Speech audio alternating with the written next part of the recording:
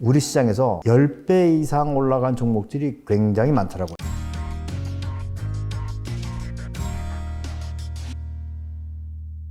네, 강병욱 박사님 모셨습니다. 안녕하세요. 안녕하세요. 네, 박사님 간단하게 소개를 부탁드립니다. 예, 저는 지금 세종사이버대학교 금융자산관리학과에서 학생들 가르치고 있고요.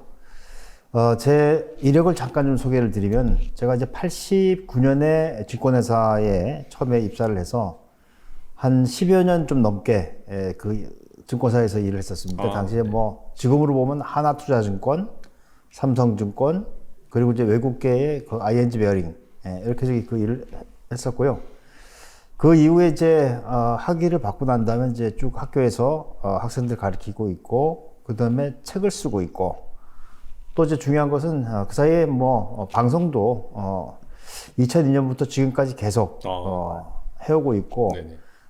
가급적이면 이제 이 개인 투자자들 좀 만나서 좀 이제 투자에 좀 도움이 되는 얘기를 많이 하려고 하는데, 저는 열심히 이야기하고 있는데 개인 투자자들 잘 안 들으시더라고요. 네, 그래서 여전히 제 이야기를 잘 들을 때까지 계속해서 책 쓰고 강의하고 그러고 있습니다. 알겠습니다. 이게 어떻게 보면 진짜 이 증권 시장에 살아계신 역사시잖아요. 그렇게 불러주시면 과찬이죠. 예. 아무튼 이렇게 박사님을 모시고 정말 그 개인 투자자들을 위해서 어떻게 종목을 발굴해야 되는지 그 부분에 대해서 구체적으로 나눌 텐데, 특히나 이제 최근에 출간하신 책이 이 텐베거 종목을 발굴하기, 자, 그런 거 관련돼서 책을 쓰셨어요. 그래서 네. 좀 궁금한 게, 이게 현실적으로 이게 한 2배 정도만 올라도 사실 어마어마한 수익인데, 이 텐베거 종목 10배 이상 오른 종목이죠. 자, 이걸 굳이 찾을 필요가 있을까? 이 현실적으로 개인 투자자가 이 텐베거 종목을 과연 발굴할 수 있을런지, 그 부분에 대해서 좀 궁금합니다. 먼저 이제 지금 상황을 좀 잠깐 정리하고 가면, 네네. 최근에 이제 미국으로부터 금리 인상 신호들이 나오고 있잖아요. 그럼에도 불구하고 지금 금리는 역사적으로 낮은 그런 수준에 와 있습니다. 네. 다들 이제 이 사이다 경제를 보시는 분들이야 이제 다 아시겠지만, 우리 이제 복리를 가지고 이야기할 때 72의 법칙이라고 하는 걸 이야기했잖아요. 72의 법칙은 72 나누기 이자율 하면은 내 재산이 2배 되는데 걸리는 시간을 얘기한단 말이에요. 네, 맞습니다. 네. 지금 이제 아마 은행권의 1년 만기 정기예금 금리가 한 1%대 아직까지 있는 걸로 제가 알고 있는데, 그러면 지금 현재 있는 내 재산이 2배 되는데 걸리는 시간은 약 70년 정도 걸린다고 보는 거죠. 그러면은 재산 형성이 어려운 겁니다. 주식할 때 창을 여러 개 띄워놓거나 관심 종목을 여러 개 돌려서 보면 인터넷 딜레이가 생겨 스트레스를 받는 분들이 계십니다. 이런 문제가 생길 때는 컴퓨터보다 쓰시던 인터넷을 바꾸는 것이 더 효율적일 때가 많습니다. 아무래도 인터넷 관련 장비들은 24시간 켜져 있다 보니 오래 쓰면 버벅이는 경우가 많죠. 이러한 문제가 없더라도 인터넷은 주기적으로 바꾸는 것이 혜택이 많습니다. 어려운 시기 주식 투자자분들이 소소하지만 확실한 이익을 얻을 수 있는 방법을 짧게 소개해드리겠습니다. 인터넷 지원금 제도로 알려진 경품 고시제라는 제도가 있는데요. 인터넷 가입 시 방송통신위원회에서 지정한 가이드 금액의 상하한 15% 이내로 사은품을 지급하도록 규정하고 있습니다. 이를 계산해보면 현실적으로 46만 원이라는 수치가 나옵니다. 즉 인터넷 서비스를 변경할 때는 46만 원이라는 현금을 법적으로 보장받을 수 있는 것입니다. 단 모든 인터넷 가입처에서 46만 원을 주는 게 아닙니다. 인터넷 가입은 크게 3가지 루트가 있습니다. 본사, 휴대폰 판매점, 온라인 대리점. 이 중 사은품, 즉 현금 보상액이 많은 순서는 온라인 대리점, 본사, 휴대폰 판매점입니다.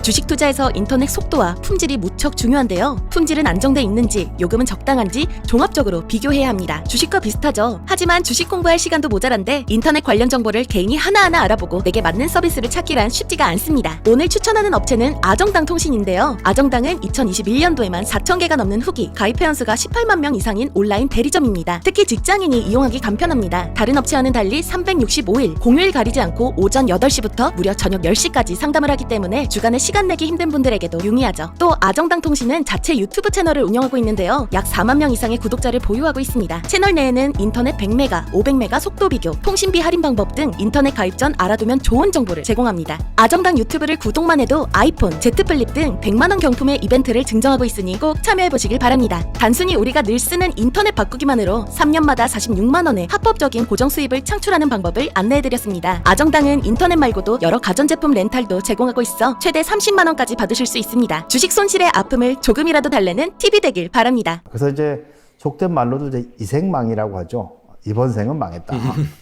이런 얘기들 많이 하는데 네. 그렇기 때문에 이제 돈들이 이 투자한 쪽으로 많이 몰리는 그런 경우도 있고 그래요. 그래서 지금 이제 우리나라의 총 주식 투자 인구가 1,000만 명이 이제 훨씬 넘어서는 1,000만 명 넘었다고 하면 어른들은 거의 다 투자를 하고 있지 않는가. 그렇죠. 이렇게 볼 수가 있을 것 같고요. 그런데 이제 수익이 잘 못 내요. 우리 이제 그 2020년부터 동학개미 운동이 있어서 사람들이 굉장히 많이 시장으로 들어왔고 또 한 65조 원 정도의 돈을 가지고 들어왔었단 말입니다. 그런데 2020년 10월까지 투자한 결과에 대해서 자본시장연구원에서 나온 결과들을 보면은 이미 2020년 10월까지 개인 투자자들이 손해를 본다는 거예요. 주가지수는 3,000포인트를 넘어서 막 올라가는데 뒤늦게 들어왔던 사람들은 손해를 보고 있는 그런 상황이기 때문에 개인 투자자들이 어떻게 하면 손해를 보지 않고 투자를 할 수 있을까? 이게 가장 큰 관심입니다. 그래서 이제 그 작년에 출판사하고 같이 이제 이야기를 하면서 자료들을 쭉 정리를 해봤어요. 그랬더니 생각보다 우리 시장에서 10배 이상 올라간 종목들이 굉장히 많더라고요. 아, 정말요? 그렇습니다. 네. 근데 문제는 10배짜리 종목을 줘도 이제 그 개인 투자자들이 그걸 전부 다 테이킹을 하지 못하는 그 문제가 생기는 거죠. 네네. 왜냐하면 주식 투자의 가장 기본적인 원칙은 손실은 짧게 수익은 크게 이렇게 가야 되는데 네네. 우리 투자자들은 이제 심리적으로 많이 몰려 있기 때문에 손실은 크게 이익은 짧게 이렇게 저기 그 투자하는 경우가 많아요.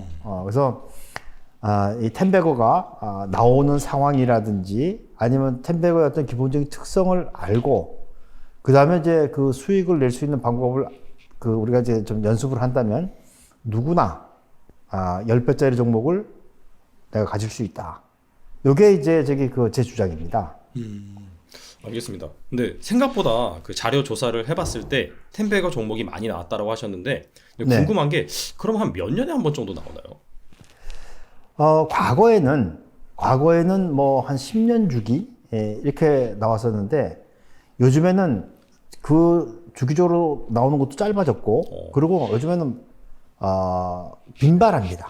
빈발이라고 하는 건 뭐냐면 테마들이 막 나오고 네네. 또 새로운 산업들이 계속해서 이제 발굴되고 있기 때문에 그 선두에 서 있는 종목들은 시기를 막론하고 계속해서 10배짜리가 생겨납니다. 실제로. 네. 네. 그럼 뭐 한 1, 2년에 한 번씩은 꼭 나온다 이제 그렇게도 볼 수 있을까요? 종목 하나씩 따지고 보면 그렇게 나옵니다. 아, 그렇구나. 실제로. 생각보다 많이 나오는군요. 생각보다 네네. 많이 나오고 이제 소위 이야기하는 작전주 네네. 이런 거를 걸러내고서도 아, 저기 그 10배짜리 종목은 충분히 우리 곁에서 찾아볼 수 있는 것이죠. 알겠습니다. 그러면은 그 사실 뭐 한두 배 오르는 정도는 뭐 비일비재라고 볼 수는 없지만 그래도 여기저기서 좀 보이는 것 같긴 한데 이 10배짜리 10배 오르는 종목 같은 경우에는 어떤 종목에서 이렇게 나오는지 그 유형을 좀 궁금하거든요. 예, 그래서 이제 그 10배짜리 종목의 가장 기본적인 특징 중에 하나는 뭐냐면 사업 구조가 이제 소비자 독점적인 구조를 가지고 있는 기업들이 중요합니다. 이걸 찾아내는 게. 네네. 이제 소비자 독점적인 기업이라고 하면 이건 이제 사실 워런 버핏이 이야기한 기업 유형이에요. 이건 이제 기본적으로 워런 버핏 같은 경우에는 그런 기업을 톨 브릿지형 기업이라고 이야기를 했는데 기업이 이 수익성이 있어야 되잖아요. 그러니까 이제 10배짜리 종목이 나오기 위해서는 기업 가치가 그 충분히 반영될 수 있어야 되는데 기업은 기본적으로 매출도 있어야 되지만 또 수익도 계속해서 수익성이 높아야 하는데 우리가 이제 기업을 둘러싸고 있는 환경을 가지고 보면은 일단 독점 그리고 과점 그리고 이제 완전 경쟁 이렇게 나눠볼 수 있단 말이죠. 근데 이 중에서 수익성이 가장 높은 경쟁의 형태는 바로 독점 기업입니다. 그러니까 독점적인 이익을 거두는 기업이 가장 중요하고 그다음에 두 번째는 이 기업이 독점만 가지고서는 안 돼요. 이 기업이 이제 미래의 사업을 하기 위해서 재투자를 하지 않고서도 수익을 충분히 낼 수 있는 그런 기업. 이게 이제 워런 버핏이 이야기하고 있는 톨 브리지형 기업의 전형이거든요. 예를 들면 삼성전자가 아마도 2022년 정도 되면은 연간 영업이익이 30조 원을 훌쩍 넘어가는 그런 수익을 낼 거라고 지금 이제 전문가들이 보고 있습니다. 그렇죠. 그러면 삼성전자는 우리가 생각할 때 영업이익 30조짜리 기업으로 저희 알고 있지만 실제로 삼성전자가 이제 내년 또 내지는 그 이후에 사업을 하기 위해서 재투자를 하는데 뭐 재투자 금액이 15조, 20조 이렇게 만약 투자가 이루어진다면 주주들에게 돌아갈 몫은 15조나 10조밖에 안 되는 거예요. 근데 그런 의미에서 보면은 이제 주주들의 부를 충분히 올려주기 위한 그런 그 기업으로 소비자 독점 기업을 꼽을 때 독점적인 사업을 하고 있고 그리고 재투자를 하지 않고서도 충분히 수익을 낼 수 있는 그런 기업이 하나의 이제 특징을 가지고 있는 것이고 우리나라도 보면 이제 그 소비자 독점 기업들 중에서 보면 예를 들면 제과 업체라든지 아니면 뭐 참치캔이라든지 이런 것들도 다 들어갈 수 있는 그런 부분들이 있는 것 같고요. 그 다음에 이제 핵심 기술을 보유한 기업들이 또 떠오를 수 있는 거죠. 가장 이 쉬운 예로는 인텔입니다. 뭐 우리나라에도 그런 기업들이 있지만 우리 이 시청자분들께서 쉽게 이해하실 수 있는 거는 인텔이에요. 왜냐하면 지금 이제 우리 노트북도 있고 데스크탑도 있지만 여기 다 적혀 있는 게 있잖아요. 네. 인텔 인사이드. 근데 그거 없이는 이 PC가 만들어지지 않으니까 핵심적인 기술을 가지고 있는 기업이 또 텐베거의 대상이 될 수가 있겠고. 그 다음에 또 하나는 요즘에 이 IT, 특히 이제 스마트 디바이스 시대에는 제품의 라이프 사이클들이 너무 짧아요. 우리는 휴대폰을 하나 바꾸는데 뭐 요즘엔 이제 좀 길어져서 2년 반, 3년 이렇게 한 번씩 휴대폰을 교체하지만 실제로 스마트 디바이스를 만들어내는 그 기업들 같은 경우에는 6개월에 한 번씩 모델들이 나온단 말이에요. 그러면 그 모델 중에서 한 번만 실패를 하더라도 그 기업이 휘청하는 경우가 있습니다. 예를 들면 2007년에 아이폰이 나왔죠. 실제로 이제 스마트폰이 2009년부터 쫙 붐을 일으키기 시작했는데 LG전자가 당시에 스마트폰 쪽에 대응을 잘 못했어요. 맞아요. 그때 LG전자 주가를 기억하시는 분들이 계실지 모르겠지만 LG전자가 당시에 주가가 4분의 1로 쪼그라들었습니다. 이 라이프 사이클이 굉장히 빠른 이 제품들을 만드는 기업들은 언제든지 그런 위험에 빠질 수가 있다는 거거든요. 반면에 이제 라이프 사이클이 아주 긴 그런 제품을 가지고 있는 기업들은 주가가 다 고주가예요. 예를 들면 신라면이라든지 바나나맛 우유라든지 초코파이라든지 이런 것들도 다 이제 독점이기도 하고 라이프 사이클이 긴 기업이기도 하고 이런 것들이고요. 또 하나 이제 저는 이제 차트를 많이 보자 이런 얘기를 하지는 않는데 차트를 가지고 찾을 수 있는 것 중에 하나는 뭐냐면 장기간 시장으로부터 무시됐던 기업들이 있습니다.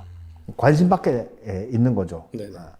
그게 나중에 이제 턴어라운드를 한다든지 이렇게 바뀔 수는 있겠지만 그렇게 장기적으로 무시됐던 그 기업들이 시장에 유동성이 들어왔을 때 폭발적으로 올라가는 그런 경향이 있죠. 예를 들면은 우리 코로나 팬데믹 때 최고의 주식은 역시 시젠 아니겠습니까? 그렇죠. 네. 시젠 같은 경우에는 기술력은 좋은데 이익이 잘 나질 않았어요. 그래서 항상 밸류에이션, 즉 제 PER이 한 100배 정도 됩니다.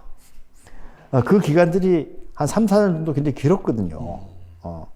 그런데 실적이 좋아지는 것을 채 확인도 하기 전에 코로나 팬데믹이 딱 왔을 때 10배 이상 올라가는 그런 이제 모습 보이는데 그런 그 기업들의 차트를 보면은 장기간 이렇게 옆으로 쭉 횡보를 하는 이런 그 습성들도 보여주는 것이죠. 그래서 우리 좀 이보다 더 많이 정리를 할 수가 있겠지만 우리 시장에서 나타나는 텐베거들의 특징 또 내지는 텐베거들의 유형은 이런 한 4가지 정도로 카테고리를 모아볼 수 있을 것 같아요. 네네. 그러니까 이제 말씀을 정리해 보면은 소비자 독점 기업들. 네. 그리고 이제 주주 이익을 꾸준히 창출할 수 있는 재투자가 필요 없는 뭐 예를 들어서 돈을 족족이 버는데 그걸 다 재투자해야 된다. 그 사실 주주한테 돌아올 몫이 없으니까 그런 기업들 그렇죠. 말고 그렇게 재투자가 적은 기업들. 그다음에 제품 라이프 사이클이 긴 기업들 또 말씀해 주셨고, 그다음에 기술력이 있는 기업들, 마지막으로 뭔가 기술력은 있는데 엄청난 그 턴어라운드 상황이 발생을 했을 때 그렇게 치고 올라갈 수 있는, 자, 그런 주식들이 한 10배 오를 가능성이 있다. 이렇게 정리해 볼 수 있을까요? 그렇습니다. 알겠습니다. 그렇고 특히 또 시장에서 장기간 무시된 기업들은 거래가 줄거든요. 거래가 줄어들면은 그럴 경우에는 극단적으로 저평가되는 경우가 있어요. 이제 그걸 우리가 언제 봤냐면 1992년에 저퍼주 혁명이라고 하는 게 있었단 말입니다. 근데 저퍼주 혁명의 그 가장 선두에 섰던 태광산업이라든지 대한화섬이라든지 그런 기업들이 당시로 보면은 거래가 안 되는 기업들이에요. 그때 그 종목들이 폭발적으로 올라갔으니까 이것들은 이제 시장에 무시되면 저평가된다라고 하는 것을 이제 그 학습적으로 알 수가 있는 것이죠. 예. 이게 정말 완전히 그런 소외주에서 어마어마한 또 네. 이렇게 상승이 나올 수 있는 그런 부분도 말씀해 주셨고, 자, 그 다음에 앞서서 이제 그 텐베거 나오는 종목 유형에 대해서 말씀해 주시고, 그 다음에 끄트머리에 약간 좀 상황 관련해서도 말씀해 주신 것 같아요. 네. 그 텐베거 종목이 나오는 뭐 약간 시장적인 상황, 구조적인 상황, 그런 것도 있는 걸로 알고 있는데 대표적으로 무엇이 있을까요? 일단 이제 과거의 사례들을 조금 가지고 보면 경제가 전체적으로 좋아지는 경우가 있단 말입니다. 우리나라로 보면 이제 1987년부터 89년 사이에 3조 호황기가 있었습니다. 그때 경제가 엄청 좋아졌거든요. 그때 막 그 수출도 잘 되고 그러면서 수출이 잘 되다 보니까 돈들이 막 그 우리나라로 들어왔단 말이죠. 우리 경제로. 그때 이제 증권주들이 굉장히 많이 올라가는, 당시에 이제 지금 현재는 미래에셋증권인데 당시에 이제 대우증권, 이런 경우에는 뭐 한 1300% 정도 주가 올라가는 그런 엄청나게 모습이 있고요. 올라갔네요. 네. 예. 그 다음에 이제 3차 산업혁명, 통신혁명, 통신혁명이 있었던 2000년 그 전후에서 1994년부터 시작해서 IMF 지나고 올 때, 이때 제일 많이 올라갔던 종목은 SK텔레콤입니다. 예. 통신혁명에 제일 앞자락에 섰던 종목들이 그렇게 돼 있고. 네네.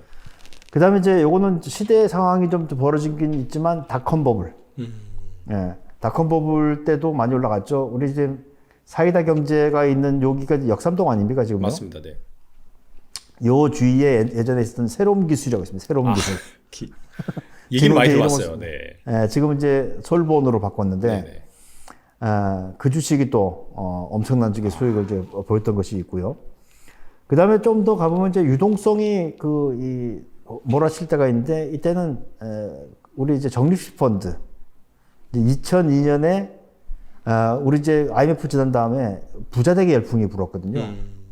그때 이제 왜 어느 여배우가 이 CF 나와서 여러분 부자 되세요 꼭이요 했던 카드사, 그 CF를 기억하시는 분이 계신지 모르겠는데 저도 딱 기억에 남습니다. 아직까지 기억에 남습니다. 네. 부자되기 열풍이 불면서 그때 이제 부자되는 방법으로 적립식 펀드를 했단 말이에요.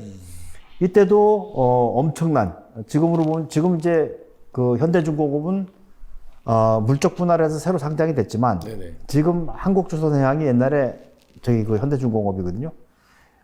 이때도 뭐 한 1500% 정도 단기간에 올라가는 그런 그 모습들이 나타났던 거죠. 그래서 이제 정리를 해보면 이렇게 유동성이 온다든지 아니면은 또 경기가 바뀐다든지 이런 상황들 속에서도 충분히 텐베거들이 나온다. 이렇게 좀 정리를 해볼 수 있을 것 같습니다. 알겠습니다. 네, 말씀해 주셨는데, 그러면 제가 이제 들으면서 궁금한 게, 지금 같은 상황에서도 좀 나올 수 있을까요? 지금 약간 좀 경기 상황이라든지 유동성 상황? 이런 것들을 고려해 봤을 때는, 글쎄요, 일단은 지금 상황이 뭐 지정학적 리스크라든지 뭐 연준의 긴축이라든지 뭐 경기도 이렇게 썩 좋은 것 같지도 않고 그런 상황이기 때문에, 혹시 이런 상황에서는 또 어떨지 좀 궁금하거든요. 저도 이제 그 상황이 좀 고민이긴 한데요. 근데 요즘에는 이제 유동성이 축소되는 그 시기에는 사실 투자가 이루어질 때 선택과 집중이 이루어지거든요. 그래서 지금도 이번에 이제 사이즈가 좀 작아져서 그렇지, 아마 여전히 새로운 기술을 가지고 있다든지 아니면 획기적인 제품이 나온다든지 아니면 또 우리 뭐 2차 전지나 이런 게 보면 지금은 다 저기 써먹은 것 같지만 또 다른 뭐 저기 전고체 쪽으로 무슨 얘기 나온다든지 이러면은 충분히 텐베거든 나올 수가 있다 생각이 됩니다. 오히려 이렇게 긴축이 되는 그런 상황에서는 선택과 집중이 중요하기 때문에 확실히 좀 핵심 기술력이 있는 그런 기업들 같은 그렇습니다. 경우에는 충분히 성장할 수가 있고 또 그런 쪽으로 또 수급이 쏠리다 보니까 오히려 이제 그런 기업들은 특징적인 게 막 초대형주라기보다도 좀 어느 정도 그런 기업들에 비해서는 좀 사이즈가 작다든지 그런 특징이 있잖아요. 그렇기도 한데 지금 시장의 상황은 과거와는 달리 기본적으로 유동성이 있기 때문에 시장을 전체적으로 끌고 올라가는 삼성전자를 혼자 막 저기 10배씩 올리기 어렵겠지만 삼성전자보다 작은 사이즈 정도 되면은 언제든지 움직일 가능성은 있지 않을까 싶은 생각이 듭니다. 알겠습니다. 네. 삼성전자를 가지고 2배 이상 먹었다는 개인이 없어요. 내 아들들한테 물려줄 때는 삼성전자를 물려줘라. LG전자 같은 경우는 제가 볼 때는 사업을 굉장히 공격적으로 할 가능성이 있고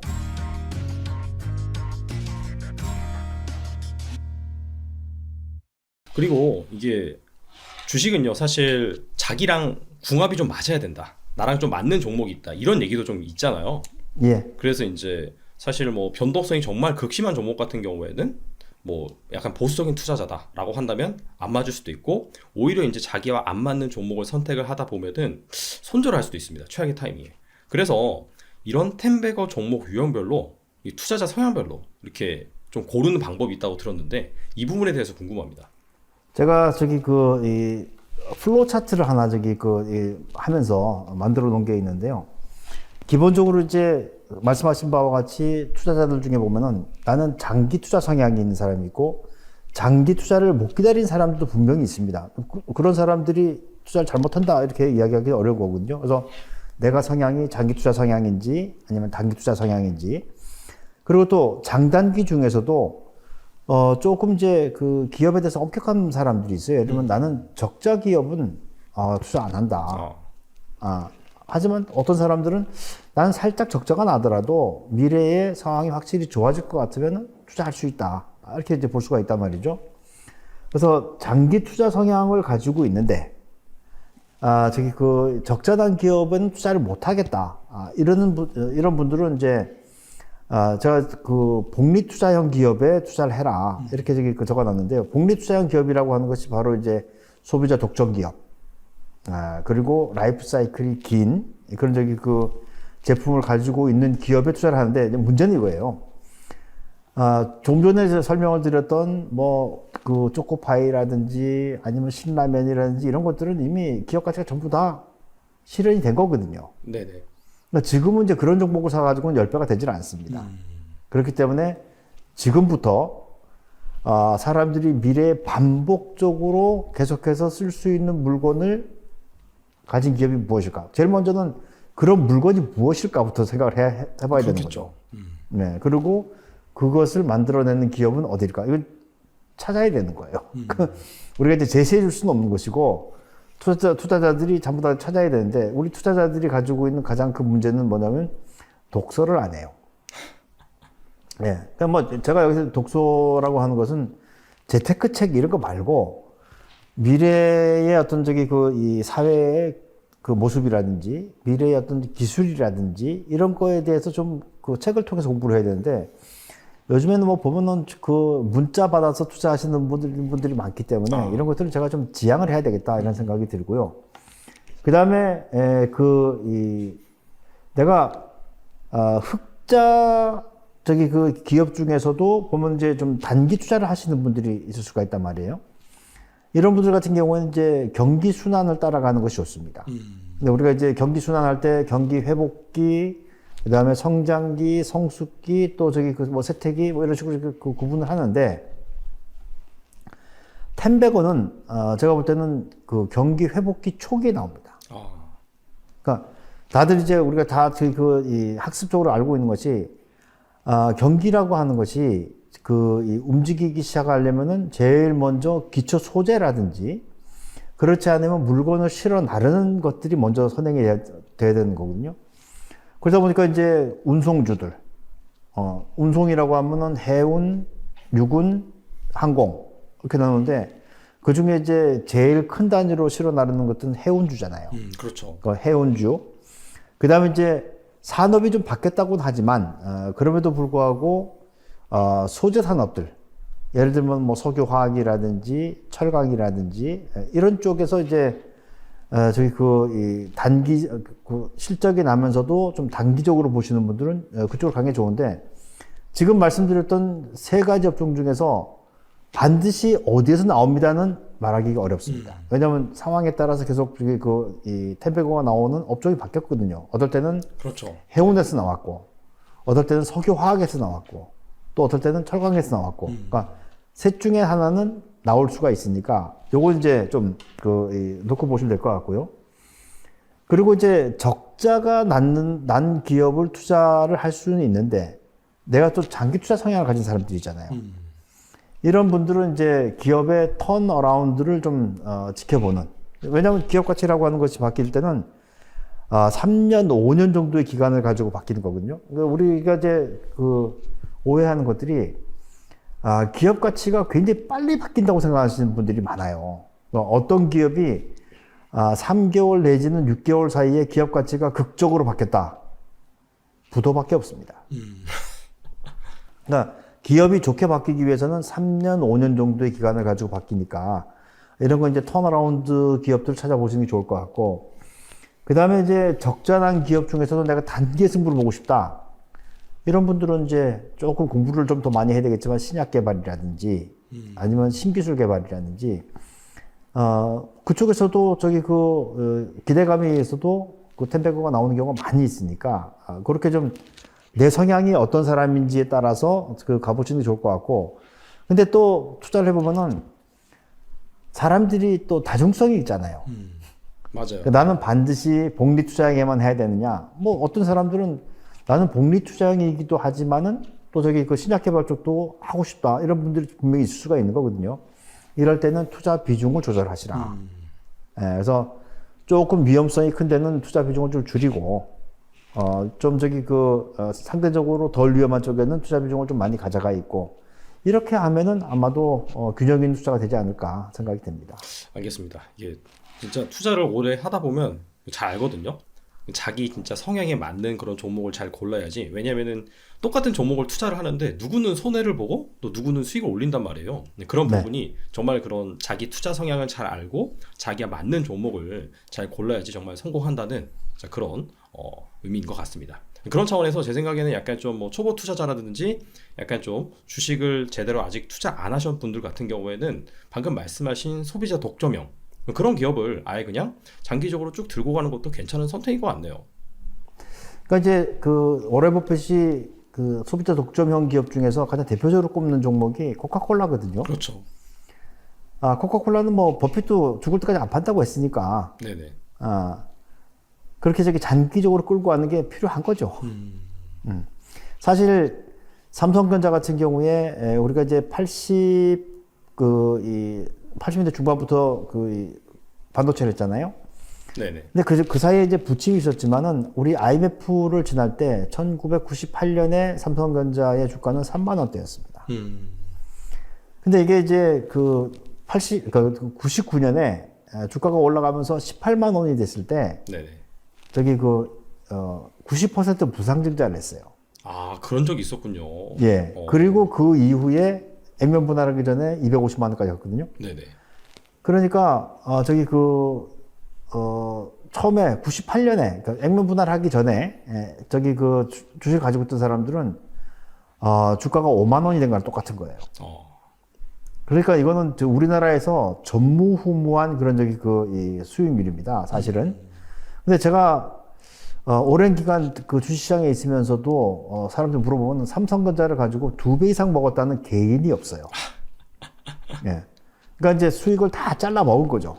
그래서 좀 장기적으로 끌고 갈 수 있는 용기가 필요하다.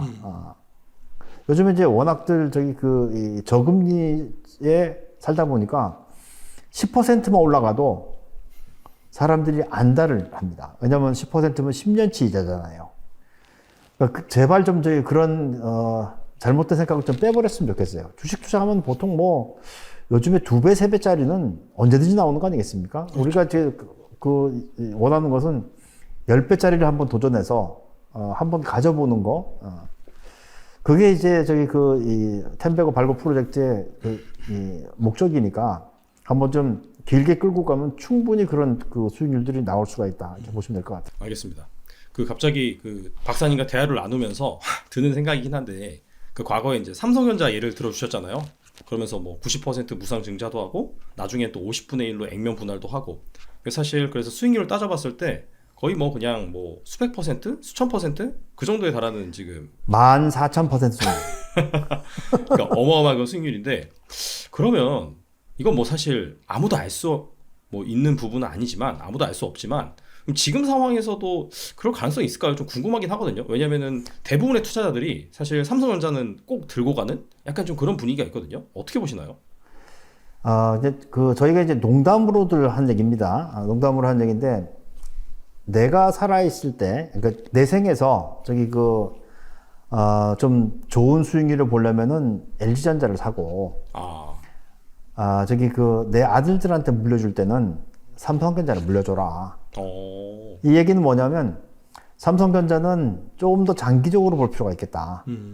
그러니까 당장 수익은 안 나도록 가만히 두면은 계속해서 우상향하는 그런 것이고, LG전자는 이제 그 사이에 많이 굶었잖아요. 네네. 이것저것. 그래서 이제 LG전자 같은 경우는 제가 볼 때는 사업을 굉장히 공격적으로 할 가능성이 있고, 그래서 조금 짧게 본다면 LG전자가 낫다. 근데 문제는 이제 변동성을 감당할 수 있어야 되는 거죠. 그렇죠. 예, 그러니까 변동성을 극도로 싫어하시는 분들은 삼성전자를 가지고 쭉 가시는 게 나을 것 같고, 변동성을 조금 감내할 수 있는 분들이라면 단기적으로는 단기도 제가 볼 때는 한 5년, 3년, 5년 정도 생각하셔야 될 것 같은데, LG전자가 좀 낫고, 그렇게들 이제 업계에서 같이 이야기를 하고 있다. 예, 그런 말씀 드리는 거죠. 알겠습니다. 아무래도 이제 과거에 이제 삼성전자가 많이 성장을 했기 때문에, 그리고 지금 우리나라 시가총액 1위 기업이고 덩치가 워낙 크기 때문에 안정적인 장점은 있으나, 이게 약간 텐베거 관점에서 봤을 때는 시간이 좀 오래 걸릴 것이다. 그런 관점으로 이해하면 되겠네요. 그렇죠. 지금 삼성전자 시가총액이 400조니까. 네네. 삼성전자가 이 텐베거 되면 이제 4,000조가 되잖아요. 어마어마한 현실적인 상황들도 네. 그래도 고려를 해야 되겠죠. 네네. 알겠습니다. 그리고 텐베거 종목 중에서 또 사람들이 보기에 약간 좀 상당히 좀 매력적으로 느껴질 만한 게 턴어라운드 종목이라고 볼 수 있거든요. 네. 상당히 뭐 적자를 내다가 뭐 내지는 심하면은 뭐 부도 직전까지 갔다가 기사 회생으로 살아나서, 뭐 대표적으로 제가 이제 딱 생각이 드는 거 HMM 뭐 그런 기업인 것 그렇죠. 같아요. 극적인 턴어라운드를 해서 뭐 순식간에 10배 정도 올랐는데, 그렇게 좀 고수의 영역이긴 하지만 이렇게 기업의 턴어라운드를 성공할 수 있는 그런 포인트를 어떻게 잡는지 좀 궁금합니다. 그러니까 이제 우리가 오해하는 것 중에 하나가 턴어라운드가 자주 나온다고 생각하는 경우가 있는데요. 적자가 난 기업이 극적으로 살아남는 확률은 굉장히 낮습니다. 퍼센테이지로 해보면은 1%도 안 되는 그런 확률이거든요. 그러니까 그런 확률에 이 투자를 건다는 것은 제가 볼 때는 조금 무리인 것 같고, 그래서 이제 턴어라운드에 대해서 우리가 좀 고민을 해봐야 돼요. 어떤 것이 진짜 턴어라운드냐 하는 건데, 기본적으로 비용 구조를 좀 달리할 수 있는 그런 부분이 있겠고, 그 다음에 또 사업 구조를 재편을 해서 성공하는 경우도 있어요. 예를 들면은 최근에 사람들 눈에 좀 들어왔던 종목 중에 EM텍이라고 하는 종목이 있습니다. 이거 텐베거는 아니에요. EM텍이요? 네네. 네.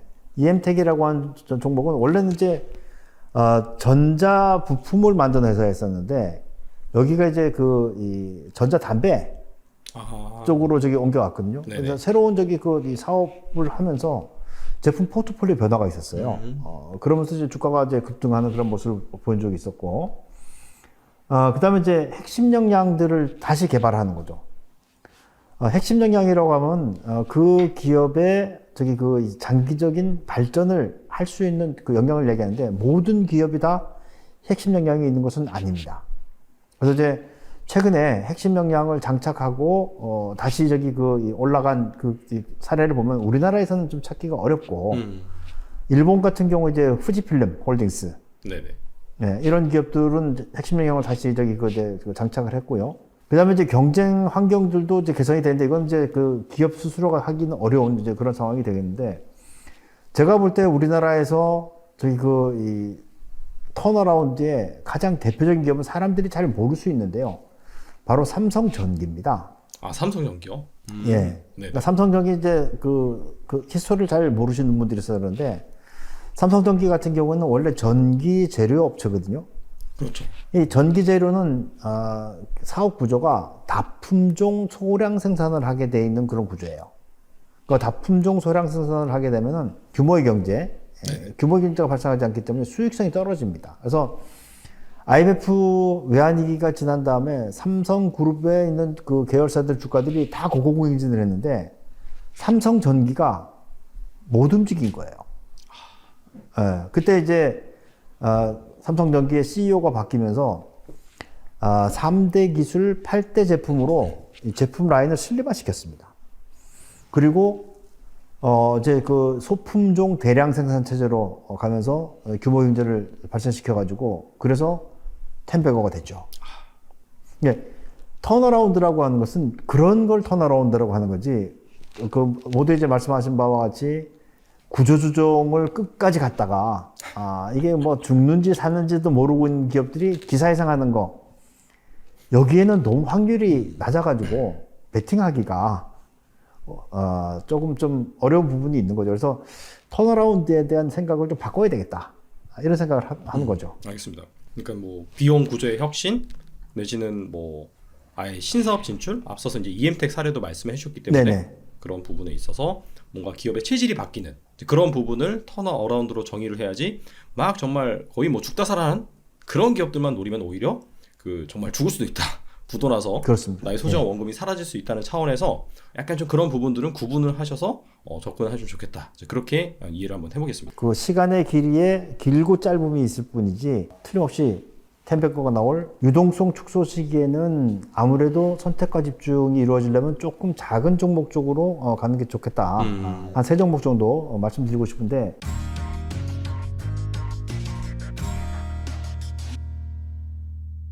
그렇다면은 또 이제 앞에서 분명히 기술 혁신이라든지 그러한 또 변화가 있어야지 텐베거가 나온다고 말씀하셨고 특히나 지금 같은 증시 상황에서는 뭐 매크로적인 이슈를 감안한다라고 한다면 유동성이 또 축소되고 있는 그런 국면이기 때문에 확실히 좀 기술 혁신이라든지 신산업 이런 쪽에서 좀 나올 것 같은데 그렇다면 박사님께서 보고 계시는 이 텐베거가 나올 만한 섹터, 투자처 뭐가 있을까요?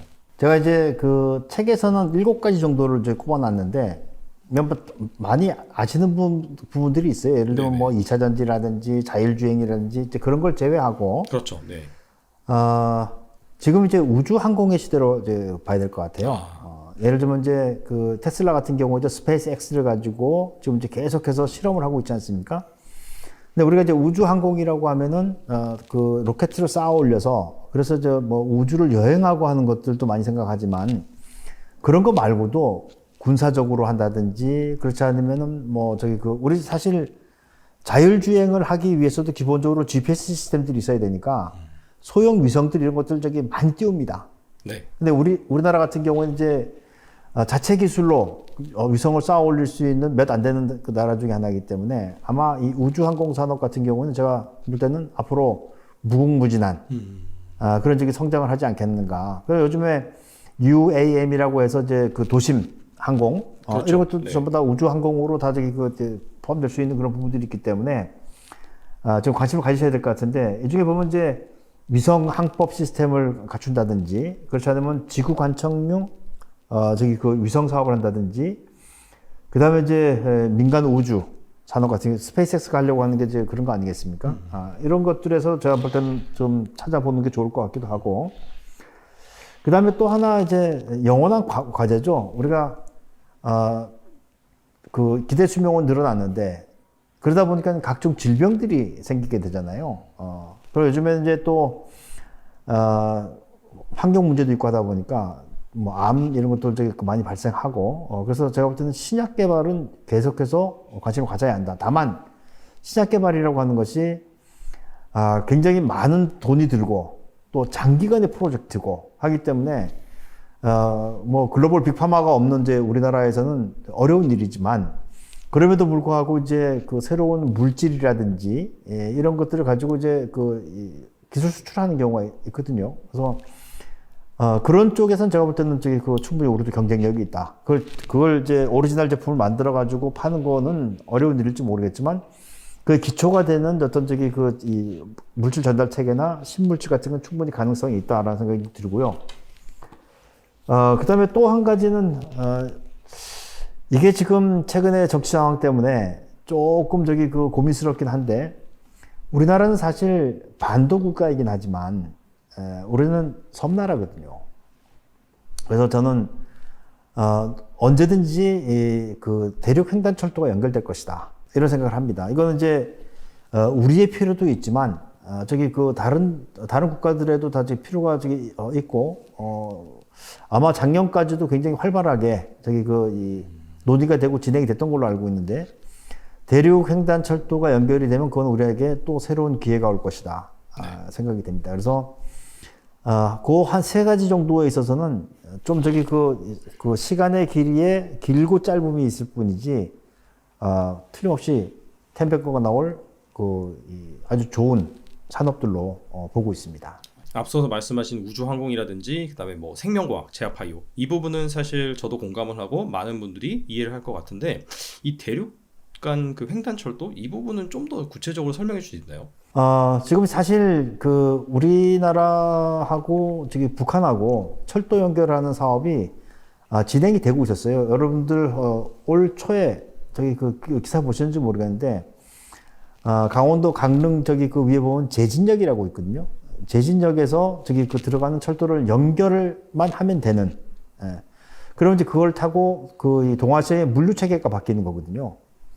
그럼 이제 지금은 다 배로 다 실어 날라야 되는 이제 그런 상황인데 동아시아의 물류 체계가 바뀌게 되면 그 중앙아시아로 넘어가서 유럽까지 가는 그 사이에 있는 이제 중앙아시아 국가들이라든지 한들이 거기에서 경제적 이익을 얻기 위해서 모두가 다 지금 찬성을 하고 있고 아마 그 철도와 관련되는 협정들이 전부 다 이루어져 있는 걸로 지금 이제 뉴스 찾아보시면 나와요.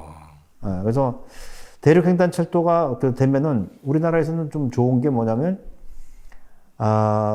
철도 기본적인 제어 기술도 있고 그다음에 이제 현대 로템과 같은 차량 제작하는 데도 있고 그래서 제가 볼 때는 숨어 있는 아주 굉장히 이 파워풀한 그런 산업이 아닌가 이런 생각을 합니다. 근데 다만 이제 지금 정치적인 상황이 우크라이나 그렇죠. 전쟁도 네네. 있고 네.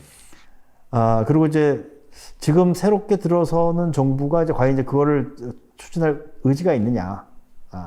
하지만 시간이 지나면 언제든지 그거는 필요성을 느끼고 연결할 수밖에 없다. 이게 제 개인적인 생각입니다. 예. 알겠습니다. 확실히 이 부분은 약간 지정학적인 그런 이슈, 그다음에 뭐 약간 정권의 이슈도 있어가지고 그런 것들을 좀 봐가면서 그렇죠. 이건 하면 봐야죠. 좋을 것 같네요. 예. 알겠습니다. 그리고 이게 사실 그 템베거 종목 같은 경우에는 알고 보니까 그 투자자가 투자한 경우도 많이 있어요. 근데 대신에 이런 거죠. 예를 들어서 뭐 내가 HMM을 사긴 샀는데 한 10% 내지 20% 그냥 이 정도만 수익을 내고 나온 그런 사례가 많거든요. 그래서 사실 지나고 나니까 템베거 종목이었다 이런 부분이 많은 것 같아요. 그래서 이게 정말 어렵긴 한데 뭐 사는 것은 기술, 파는 것은 예술이라고 하는데 만약에 내가 템베거 종목을 샀어요. 자 그렇다면은 뭐 끝까지 가서 먹긴 힘들지언정 그럼에도 불구하고 어느 정도 충분히 좀 이익 실현을 하기 위해서 좀 뭘 봐야 되는지 이 템베거 종목만의 뭔가 매도의 기술 이런 게 있을까요? 일단 이제 저도 처음에 전 뭐 나이가 많지는 않은데 젊었을 때는 이 경제 이해력이 주식 투자에서 굉장히 중요한 요소다 이렇게 믿고 있었습니다. 네네. 그래서 이제 경제도 가르치고 그다음에 이제 뭐 기업 분석하는 것도 열심히 책도 쓰고 이제 강의도 하고 그랬었단 말이죠. 근데 지금 이제 30년 넘는 세월이 지나면서 지금 와서 돌아보면 경제 이해력도 굉장히 중요한 요소 중에 하나지만 그거보다도 더 중요한 거는 이 멘탈 게임이다. 이런 생각을 합니다. 그래서 아무리 좋은 종목이 있더라도 내가 멘탈리 그걸 전부 다 감당할 수 있는 능력이 없다면 안 되는 거거든요. 그래서 멘탈 관리를 하기 위해서 첫 번째 남의 돈으로 투자를 하지 않아야 돼요. 뭐 신용을 쓴다든지 그렇지 않으면 뭐 대출을 일으킨다든지. 근데 이제 경영학적으로 보면 레버리지 효과라고 하는 게 분명히 있어요. 그러니까 요즘에 뭐 영끌이니 이런 얘기들이 나오잖아요. 마통 이런 얘기들이 나오는데 제가 볼 때는 그것은 굉장히 위험한 발상이다. 왜냐면 남의 돈 언제든지 갚아야 되잖아요. 내가 대출을 받았는데 대출은 항상 만기가 있고 그렇죠. 그리고 또 주식이 재미있는 게 대출 만기가 다가오면 경험적으로 주가가 내려갑니다. 그건 고민스럽죠. 대출을 갚아야 되나 말아야 되나 고민하다가 대출 상환을 한다, 그 대출을 연장한단 말이에요. 그럼 주가가 다시 올라와요. 어디까지 올라오느냐? 딱 보팔 정도까지. 맞아요. 네. 예. 그래서 이렇게 되면 멘탈이 흔들리니까 이거는 이 텐베거를 맞이하기는 좀 안 좋은 그런 상황이 될 수가 있겠고, 두 번째는 그러면 내 돈으로 한다면 도대체 어느 정도 규모의 돈을 가지고 해야 되느냐 하는 거예요. 근데 이것도 상대적으로 어떤 사람들은 좀 많이 할 수도 있고 작게 투자를 할 수도 있는 거지만 그 기준을 한번 정해본다면 내가 이 돈을 다 잃어도 내 생활에 변화가 없는 그 정도 수준이에요. 예를 들면 그게 500만 원이 됐던 1000만 원이 됐던 어떤 사람들은 뭐 몇천만이 됐던 그 상대적인 것이긴 하지만 예를 들어서 내가 좀 조금 무리를 해서 투자를 했는데 한번 변동성이 왔을 때 자동차 배기량이 바뀐다든지 아니면 아파트 평수가 바뀐다든지 이런 상태라면은 이 멘탈을 잡기가 좀 쉽지가 않거든요. 그렇죠. 그래서 이제 그렇게 마음이 좀 편하게 할 수 있는 방법을 고안을 해서 투자를 하는 것이 일단 멘탈 관리 좋고, 그 다음에 이제 두 번째는 수익이 났을 때 어떻게 관리할 것인가 하는 건데요. 역설적이게도 수익을 잘 내기 위해서는 손절배를 잘 할 수 있어야 됩니다. 네. 네. 그래서 예를 들면은 이런 거죠. 나는 10% 떨어지면 무조건 팔 거야. 이렇게 이 원칙을 세웠다면은 10% 떨어지면 무조건 팔아야 됩니다. 근데 이제 10% 커 보이긴 하는데 사실은 분산 투자를 하잖아요. 저는 개인들이 많은 종목을 가지고 있는 것은 바람직하지 않다고 생각하는데 적어도 2종목이나 3종목 정도에는 분산 투자를 해야 한다고 봅니다. 그러면 예를 들어 2종목을 가지고 있다면 한 종목이 10% 떨어지면 전체적으로 하면 5%만 떨어지는 거거든요. 그러니까 손실을 관리할 수 있어야 돼요. 그래서 다시 한번 말씀드리면 우리의 이 기본적인 투자 방법은 손실은 짧게 수익은 크게. 예를 들어서 그러면 손실 관리가 잘 될 수 있다라고 가정을 하고 그다음에 수익을 내는 거죠. 이렇게 합니다. 10% 올라가면 안 먹어요. 10% 안 먹고 나는 이 본전에 팔겠다. 그 다음에 20% 올라가면 10%만 갖겠다. 그 다음에 100% 올라가면 좀 이제 이 룸을 줘가지고 80%만 먹겠다. 이런 생각을 하시는 게 좋은데, 이거 왜 그러냐면, 이런 얘기 있잖아요. 주식은, 무릎에 사고 어깨에 팔아라. 이런 얘기를 하잖아요. 그렇죠. 근데 사람들이 무릎에 사고 어깨에 팔으라고 하는 이 이야기를, 그 의미 정확하게 잘 몰라요. 왜냐하면, 예를 들면 이제 왼쪽 무릎이고, 오른쪽 어깨예요. 보면은. 그러니까 숨어 있는 얘기는 뭐냐면, 요 머리 위에 있는 상투. 주식을 사면은 꼭 상투를 확인하고 팔으라는 거거든요. 그러니까 이게 제일 좋은 거는 발바닥에 사서 머리 위에서 파는 게 제일 좋지만 이런 건 생기지가 않으니까. 그렇죠. 그건 운이죠, 사실. 네. 네, 그러니까 이제 이 머리와 꼬리는 남들 줘라라고 하는 얘기가 있듯이 주가가 올라갈 때 내가 100%면 80% 먹겠다. 또 200% 올라가면 난 150%만 벌겠다. 이런 그 생각을 가지고 좀 느긋하게 기다리면서 투자를 하면은 텐베거를 전부 다 취할 수 있습니다. 그런데 그게 안 되고 10% 올라가면 모두에 말씀드린 바와 같이 지금 금리가 얼마인데 이런 생각을 하게 되면 수익을 다 잘라먹게 되거든요. 그래서 투자 방법을 근본부터 바꿔야 한다. 그래야지만 텐베거를 찾을 수 있다 이렇게 생각이 듭니다. 알겠습니다. 또 그런 말씀을 잘 참고하셔서 여러분이 투자를 하실 때 이게 항상 그런 것 같아요. 이게 뭐냐면은 단기적으로 욕심을 너무나 부리다 보니까 사실 손해를 본다든지 아니면은 더 수익을 낼 수 있는데 단기적인 짧은 수익에 그친다든지 그런 부분이 있거든요. 그래서 그런 부분을 감안하셔서 꼭 그렇게 확인을 하시고 여러분들이 매매에 임하셨으면 좋겠습니다.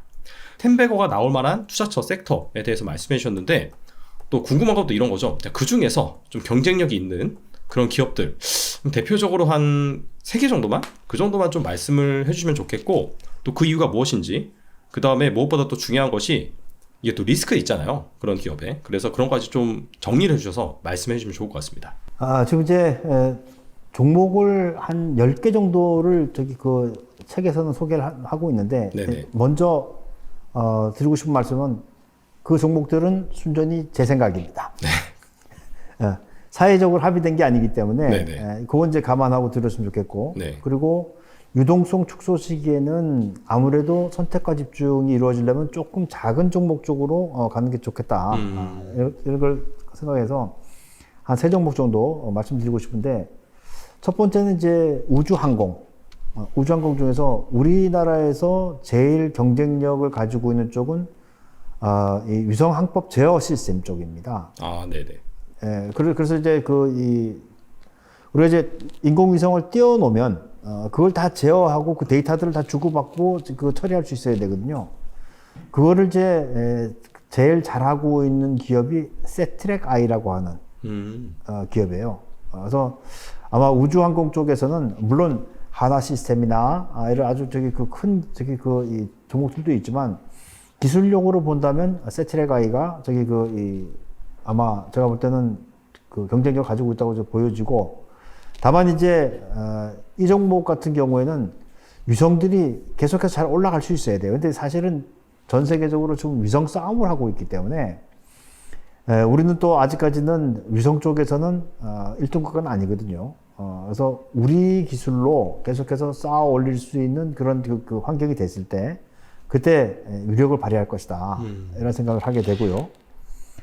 그 다음에 두 번째는 이제 제약바이오 쪽인데 최근에 제약바이오 쪽에 가장 큰 관심은 표적항암제입니다.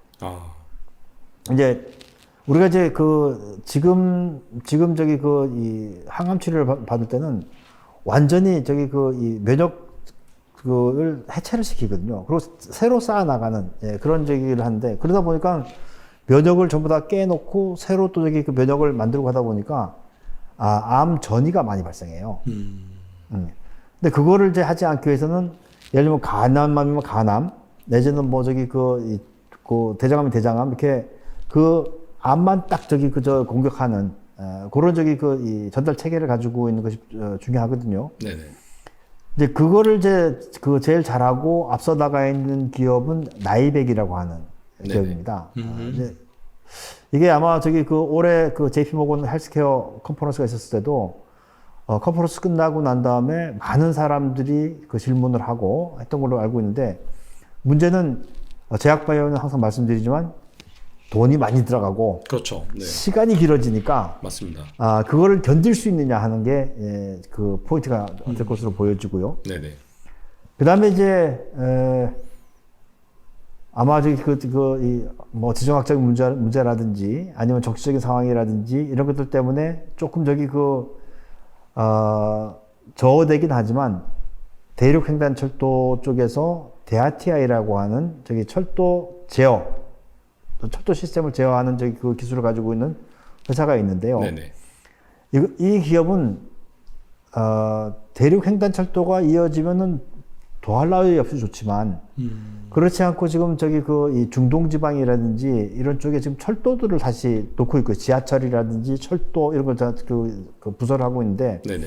거기에도 데아티아이의 기술들이 많이 들어갑니다. 그래서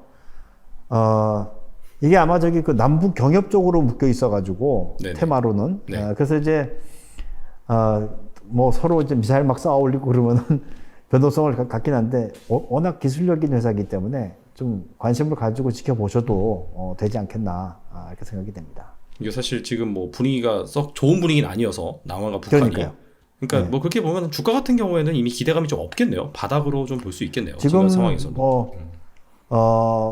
월봉으로 보더라도 뭐 바닥권에 있습니다. 왜냐면 그 사이에 이제 남북 관계가 진행이 안 됐잖아요. 저기 네네, 그 그쵸. 미국의 이제 트럼프 좀 물러나고 저기 그 바이든 올라오면서부터 또 전략적 인내 뭐 이런 식으로 이렇게 나오고 있기 때문에 하지만 지금 아마 우크라이나 전쟁이라든지 이런 것들이 역설적이게도 동아시아 쪽에 그 정세를 급변시킬 수 있는 또 기제도 사실 있어요.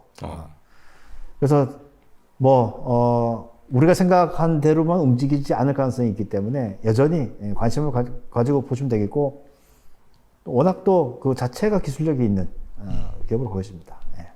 알겠습니다. 이게 또 개인적으로 또 이렇게 개인적인 기준으로 말씀해 주시고 거기에 따라서 또 특정한 가정에 따라서 이런 주식들이 기술력을 가지고 있으니 유망할 수도 있다. 자, 이렇게 제시해 준 의견이기 때문에 또 추가적으로 리스크 부분도 말씀해 주셨기 때문에 맹목적으로 이걸 믿고 정말 이게 10배 오르겠어 라고 하면서 투자를 한다라기보다도 참고하시면서 여러분들이 뭐 종목 발굴이라든지 투자에 꼭 그렇게 활용을 하셨으면 좋겠습니다. 마지막으로 또 투자자들을 위해서 한 말씀 부탁드립니다. 아무래도 이제 상당 기간은 주식 투자라든지 아니면 이제 이 투자 상품 쪽에서 계속해서 좀 투자가 이루어질 가능성이 굉장히 큰데요. 무엇보다도 주식 투자는 기업 가치를 가지고 우리가 저기 이 따지는 그런 이 투자처입니다. 그래서 여기 보면 뭐 유동성에 의해서 움직이는 모든 이제 뭐 그 환경들이 있지만 주가를 보실 때는 기본적으로 기업 가치가 어떻게 변해 나가는지를 보시되 기업 가치는 단기간에 변하지 않는다라고 하는 것을 반드시 기억을 하시고요. 그리고 또 하나 좀 더 당부드리고 싶은 말씀은 종목은 신문에서 나오지 않습니다. 언론에서 나오지 않습니다. 종목은 책에서 나와요. 그러니까 독서를 좀 많이 하시라. 돈은 벌고 싶지만 독서는 하기 싫다. 그러면 차라리 예금에 가시는 것이 낫다. 이런 생각이 듭니다. 그래서 끊임없이 독서하시고, 근데 그 독서하실 때 재테크 책 이런 거 보지 마시고요. 좀 신간들 좀 많이 보시고, 정 볼 게 없으면 역사책이라도 보시라.